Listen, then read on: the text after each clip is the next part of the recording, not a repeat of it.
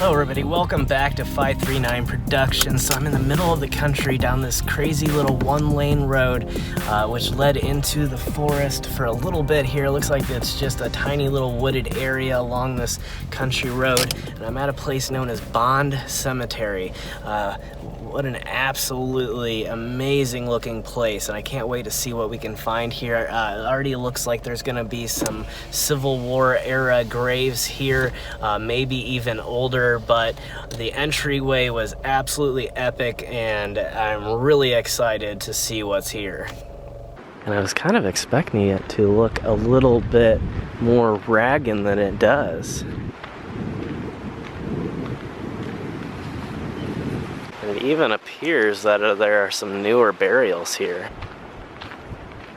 It looks like towards the back here, things are starting to get a little bit older, and I'm not even sure where this road actually leads.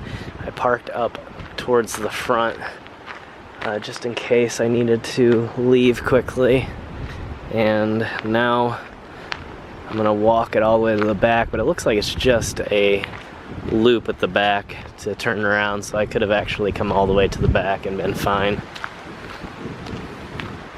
I'm spying off in the distance quite a few older graves, and even one of the older metal graves that I've found only a few times here and there. Kind of a rare thing to find.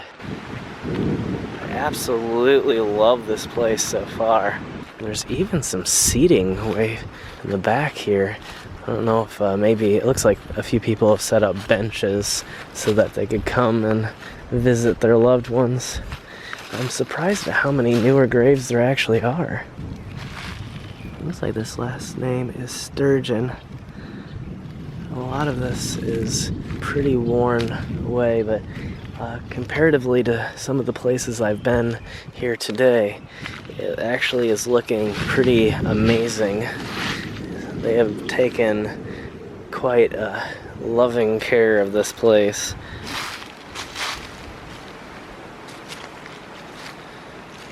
I'm going to try and get in as much as I can. However, again, I wasn't expecting it to actually be this large. It looks like most of the graves in the very, very back are new, so we won't film those.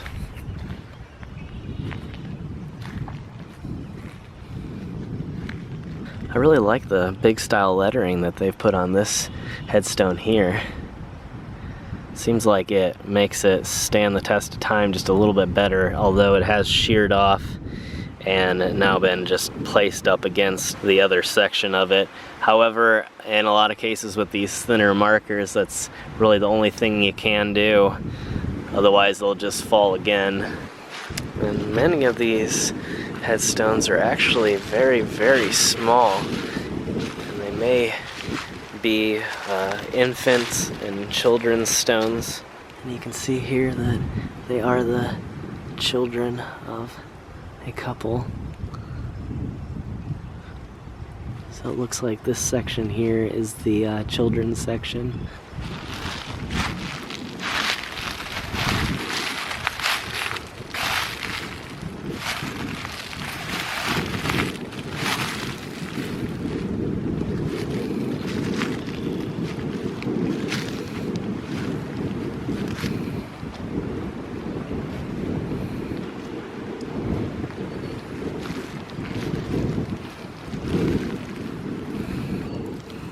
There's a little piece of metal here. Might have been used to, oh, it's actually someone's ruler. I don't know if this was used when they were trying to restore some of the different things to, I don't even know, mark out places to reinforce certain things, or what it really is here for. But somebody has placed it right here in this groove of the base stone.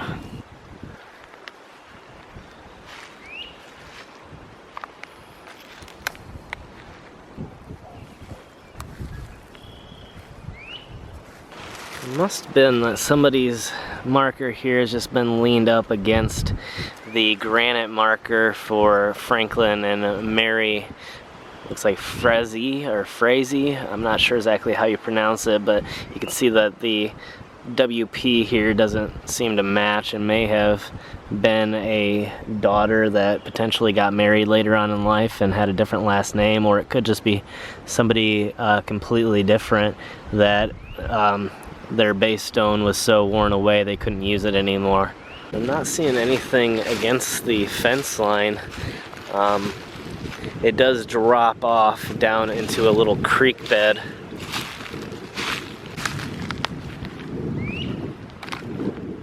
See, and this looks like an older style grave. However, there are no names on it whatsoever, so I don't know if anybody's actually buried here or if they were people that had purchased plots and stones before they passed and then for whatever reason were buried some other place, or maybe it's just that worn away from the winds and rain and the different weather patterns here that it's no longer legible. I think that actually is the case, because the closer I get you can see very, very faint lettering.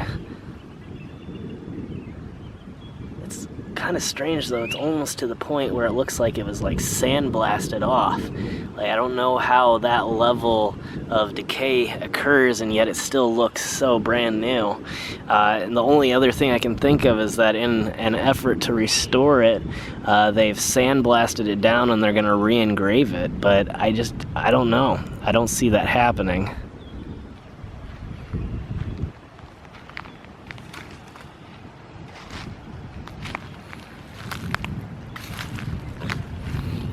This huge branch is falling right into the middle of these.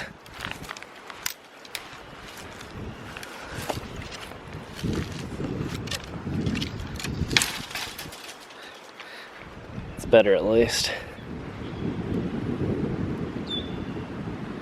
These must be 3 children here. You can see the names on the first 2. However, on this one over here, it only says infant. So I'm guessing that they probably died in birth and were never actually given a name.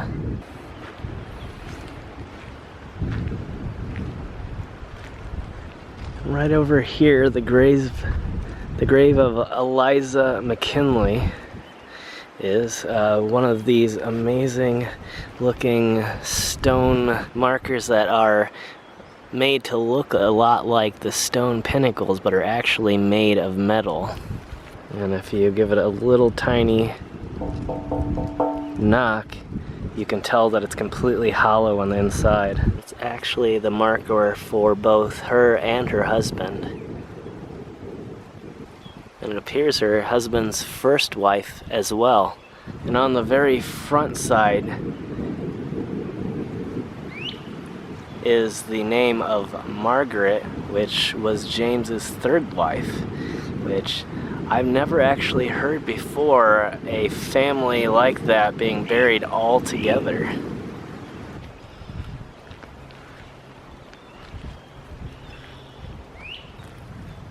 Another interesting name here. Looks like the first name of Thomas's wife was Axius. And correct me if I'm saying that wrong. However, it's not a name that I've seen used in modern times at all.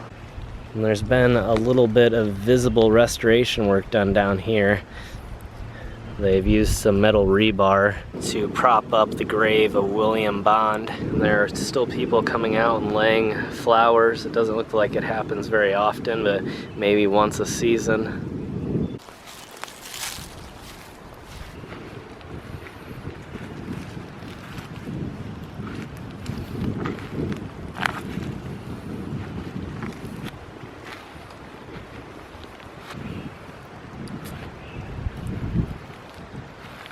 Pretty much everything in that row is worn away to the point where it's nearly unreadable. And even as I'm here, there is so much wind that it kind of makes sense. See how thin these letters have worn here. And really the only markers that seem to have clear lettering are ones that have the bigger style and deeper style engraving. This is a little bit different of a design here. I've never seen one that has the curvature quite like this, at least not in a headstone that is this thick. I've seen some thinner pinnacle looking stones that have used that type of style. It looks like the name of the artist is actually engraved into the base stone here. However, I really can't tell what it would have been.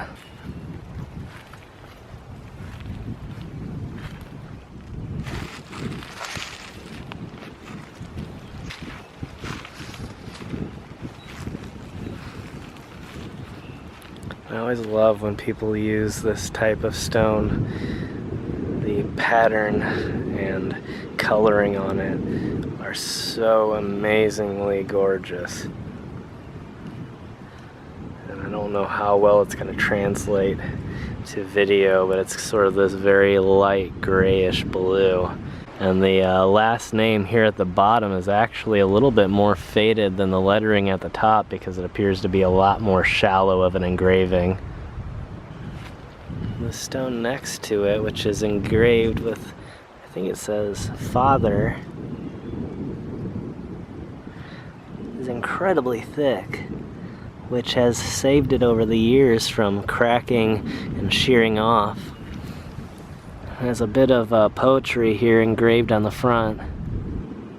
And this seems to be the only headstone that has had some issues with being lost in the brush, although it's mainly just decorative plants that have grown amok over the years.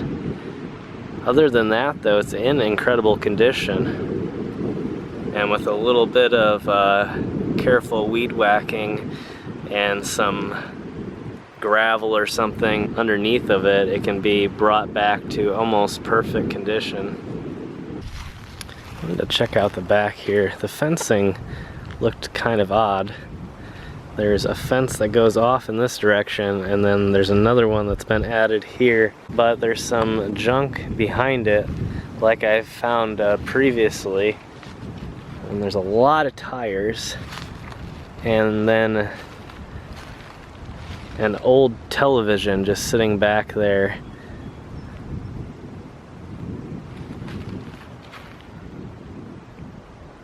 Also a decent amount of paint cans. But what truly confuses me, though, is the televisions. It's been, I think, at least my third or fourth time at a little graveyard in the country, or even a very large one, that I've found abandoned televisions at the back hidden in the woods.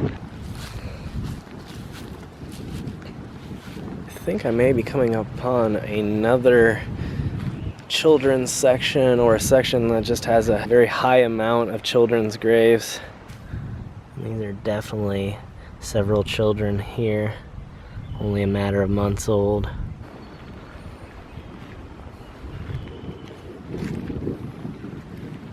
This area seems to have a little bit more of a mix. There's a few children, a few older people, and a few that are just completely unreadable at this point, so I'm not really sure who they represent or how old they would have been.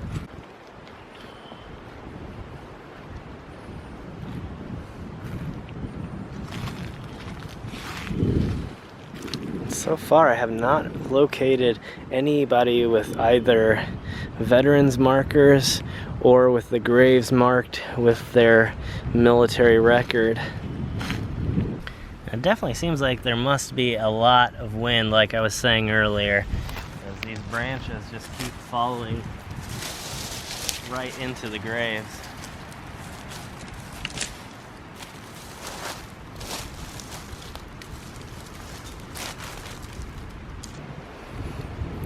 Luckily, it hadn't done any damage, though.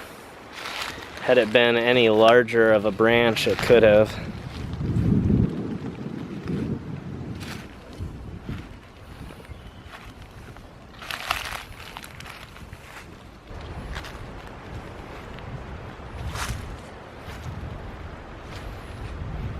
This one is actually broken off into its 3 original pieces. I'm assuming with the level of care here though, eventually it will get put back up.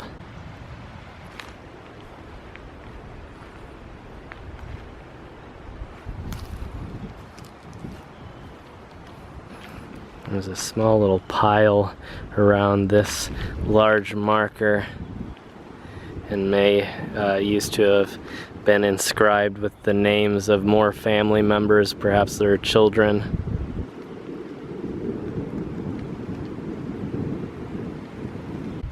And as beautiful as this tree is, when it does eventually have a very large branch break off, it could cause a very, very large amount of damage to the stones below.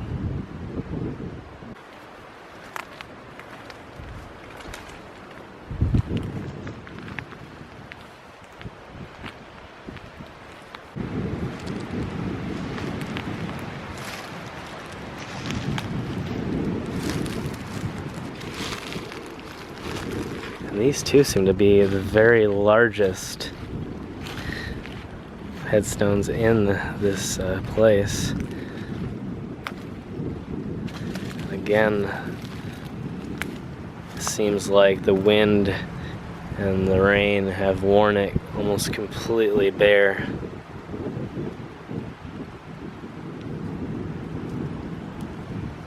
Luckily, here on the side, you can see that this inscription has actually survived pretty well. And again, a lot better than the actual very large inscription at the bottom, which has the Draper last name on it.